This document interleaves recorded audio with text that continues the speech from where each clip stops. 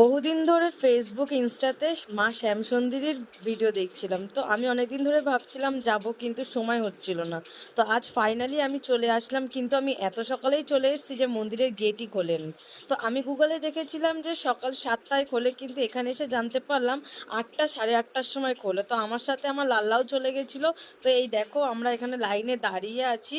আর এখানে লাল্লার সাথে একজনের পরিচয় হয়েছিল। সে নিয়ে এই যে আগে যে মহিলাটা দাঁড়িয়ে আছে, ইনি লাল্লাকে এতই ভালোবেসেছিল যে কি বলবো, আমার তো খুব ভালো লাগলো। আর এই দেখো মন্দিরের গেট খোলেনি, বাইরে থেকে আমি এই ভিডিওটা করেছি।